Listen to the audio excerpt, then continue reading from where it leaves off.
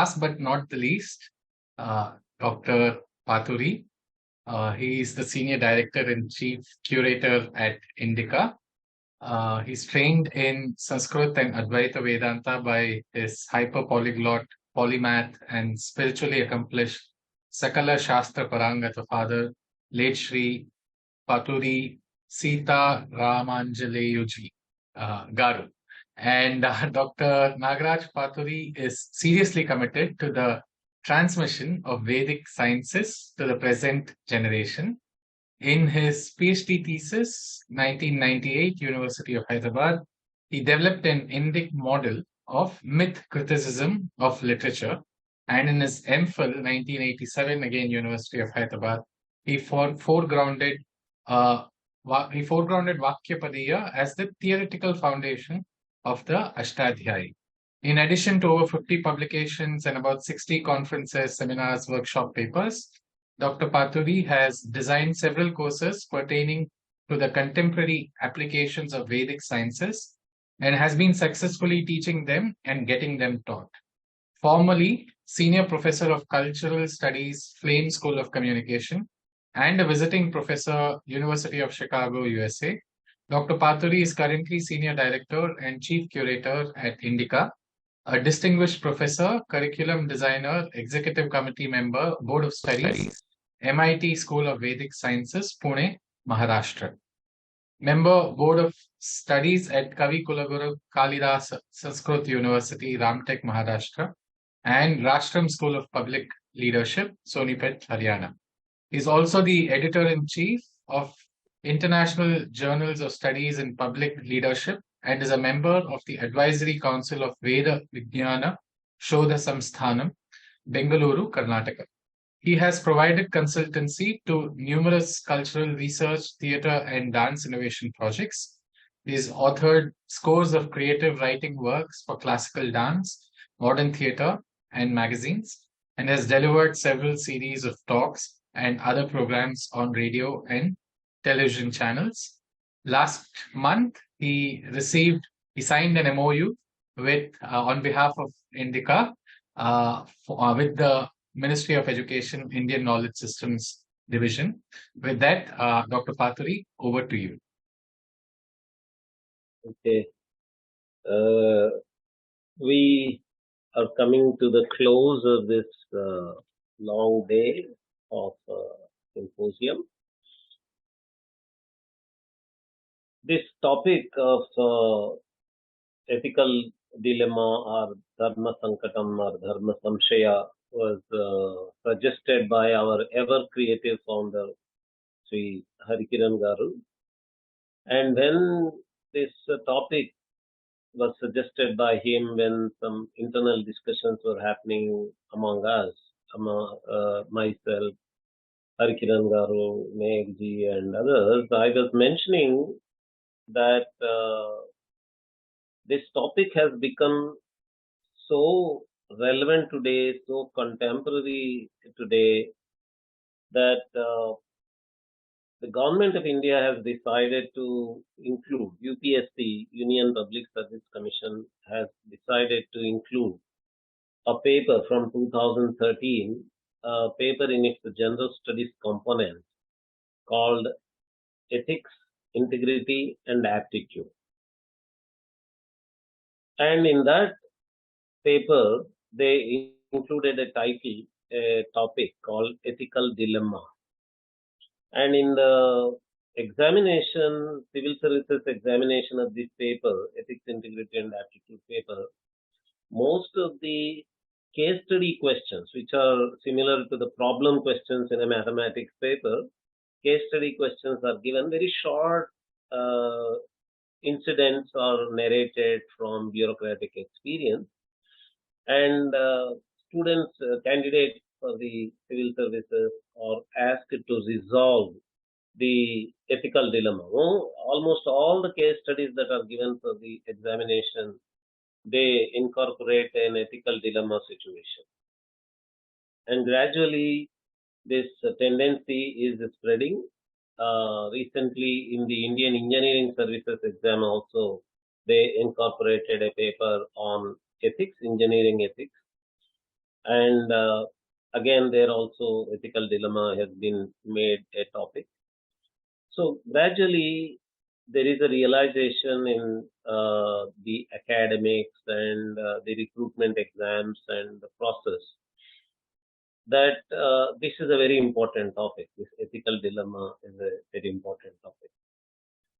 And as a part of the Indic knowledge systems movement that is spreading today, uh, after the government of India established under AICTE an IKS division, the IKS activity is receiving a very big traction all over. But well before that, we started, Dr. Sai Susarla and myself started an MIT School of Vedic Sciences at MIT ADT University in Pune. And as part of the course curriculum design, we introduced a course called Vedic Ethics there. And the founder of that body of organizations, a huge educational empire they have, Professor Vishwanath Karad, who is the founder of that, he was asking for a course which will be helpful to get introduced to medical colleges. They have a very good number of medical colleges under their umbrella group, and management colleges and educational colleges and design colleges and so on, where we can talk of medical ethics and educational ethics, engineering ethics, design ethics, and business ethics is already there. Business ethics as a course already exists. But these courses like medical ethics and other courses that I was mentioning, educational or design and other ethics, these were not existing. So not just Vedic ethics, I'm not talking about just Vedic ethics of design or Vedic ethics of engineering. Even general design ethics course or medical ethics course was not existing. In all these courses, ethical dilemma becomes a very important topic. There is a huge contemporary relevance within IKS, the movement that is happening in India today for the ethics component. In the ancient Greece, ethics and aesthetics were always paired up together. And it is these two areas, coincidentally, that are very strong in the IK, in the Indian knowledge systems. We are very strong in the aesthetics area. We have several shastras of arts, sciences of arts. And where we are very strong is again the field of ethics. And inside the field of ethics, if you go to the Western side of theoretical discussions on ethics, they distinguish between two things: ethical norms and normative ethics. And the general impression, like in many other cases with regard to Indian knowledge systems, is that Indian knowledge systems are all about religion. They are all about Dharma-shastra, dharmic books, which are just codes of conduct and do's and don'ts. So there is a list of do's and don'ts because it's religion after all. So any religion has a certain list of do's and don'ts. So Hinduism also is a religion and it has got a list of do's and don'ts. And the Dharma-shastra books are all smritis. And what is smriti? It is after all a code book. So it gives you a list of do's and don'ts. And these lists of do's and don'ts are what are called as ethical norms. But by normative ethics in the Western theoretical discussions, philosophical discussions, what they mean is the theory, the philosophy that can explain why certain do's exist, certain don'ts exist, and what is the criterion behind making a do as a do or a don't as a don't. And there, a huge amount of vocabulary has developed: ethical realism, ethical relativism, ethical absolutism, ethical skepticism, and so on and so forth. Several schools of ethical thinking have developed, and all such theoretical discussion is what is being called as normative ethics rather than just ethical norms, a list of do's and don'ts. So, is there such a normative ethics in Indian knowledge systems? Do we have it? Or, as generally people imagine, you have a Dharma-shastra text or a Smriti which just tells you these are the do's and these are the don'ts. Uh, the answer to this question is a very emphatic yes. But where? Where do you have this normative ethics? This is where actually we have to do a discerning analysis of ancient texts, not just in India, but all over the world. What has been broadly misunderstood, widely misunderstood all over the world is how narratives participate in discursive thinking. All these centuries, for millennia, people have completely distinguished narrative literature from discursive literature. But there is one professor of comparative literature from Princeton University. He comes up with a book called Anatomy of Criticism. And in that book, he comes up with a very interesting theory of narrative called hypothetical nature of story, hypothetical nature of narratives.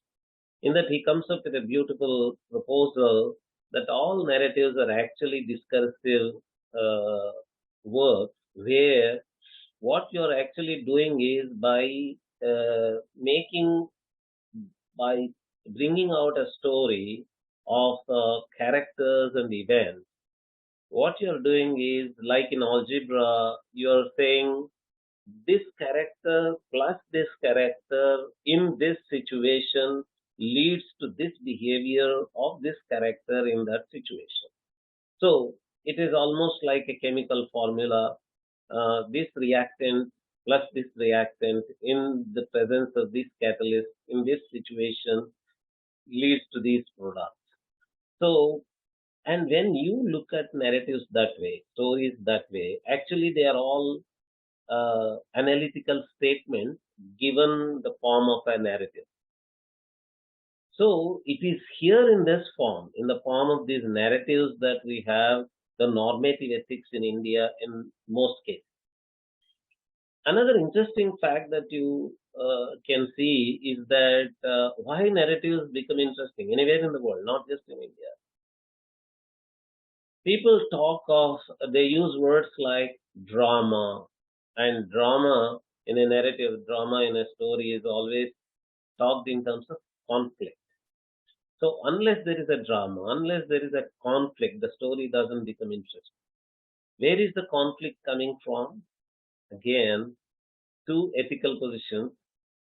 And in the Western literary analysis, they use the word poetic justice. Always the ethical side wins, is what is called as poetic justice in the Western poetics also, in the Western literary analysis also.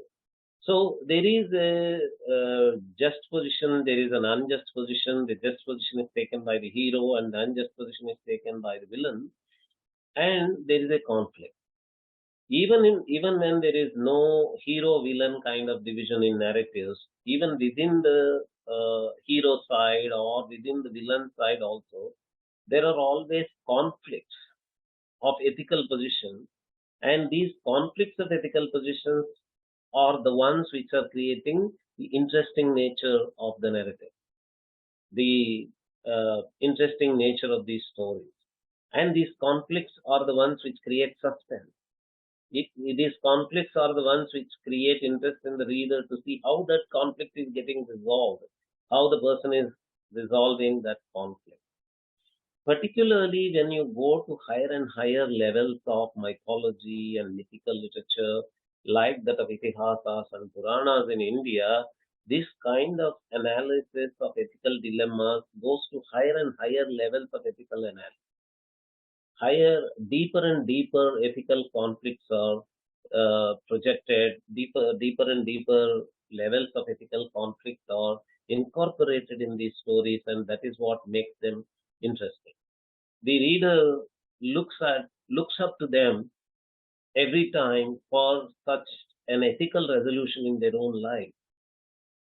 It's well known all over the world that fables were actually stories of morals. And most of the time, even a very general tribal person or a rural person was always looking for stories for learning more. This is the moral of the story, is a very typical cliche statement.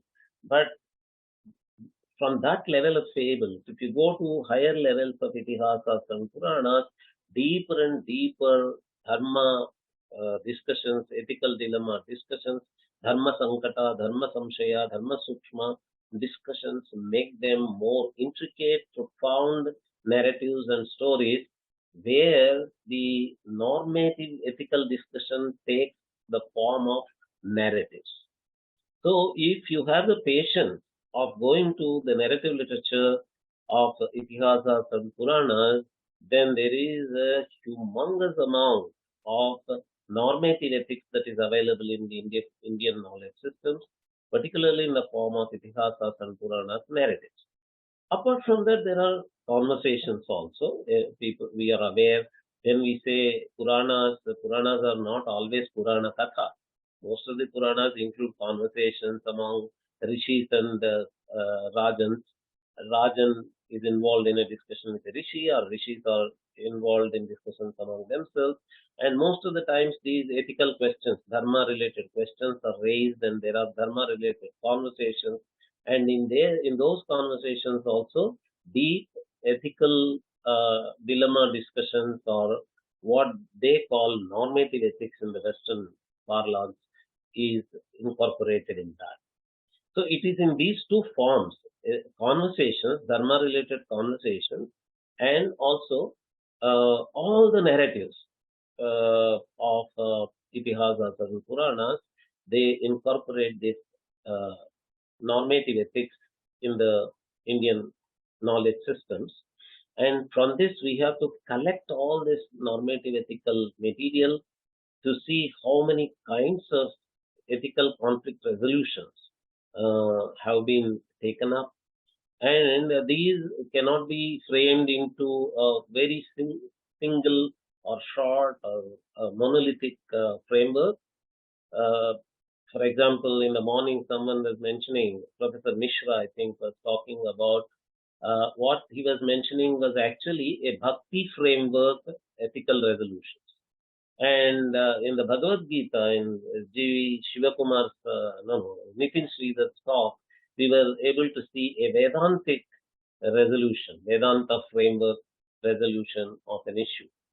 And it may not always be a Vedanta framework or a Bhakti framework all the time. You have very interesting ethical dilemma situations. For example, even in a villain side, on the villain side, for example, in Ramayana,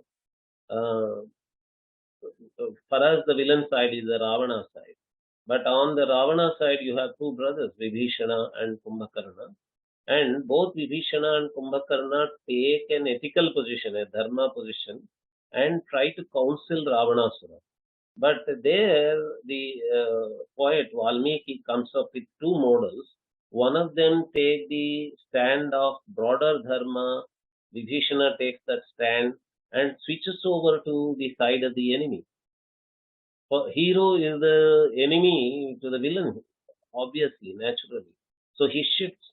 So from a very family point of view, from a family dharma, if we use that word, Vibhishana is a traitor to the family, but he was not a traitor to the broader dharma.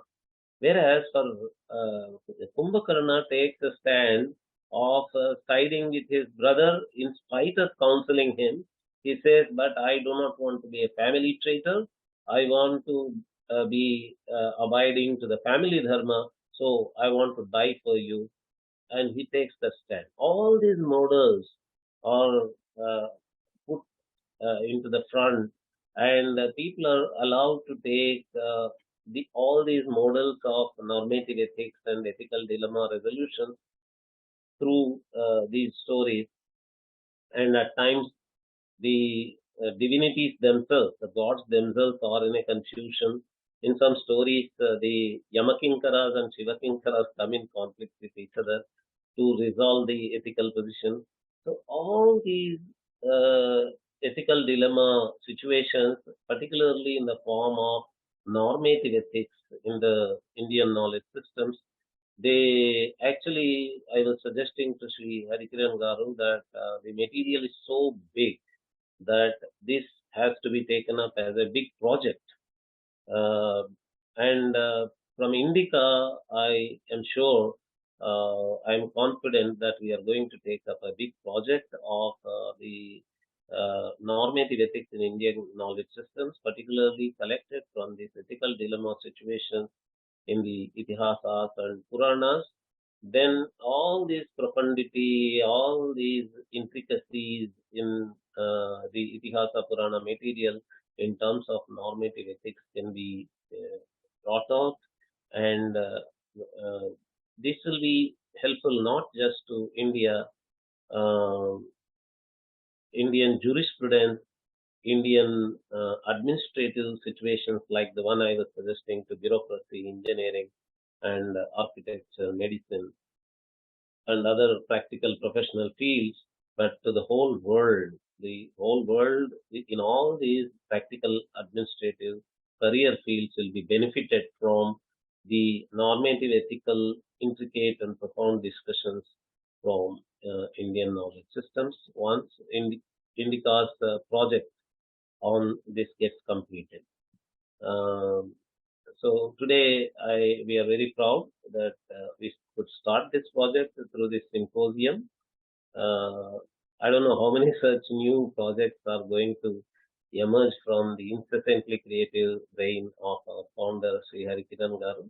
But this one particularly is really, it makes us very proud to have started with this symposium. Thank you very much.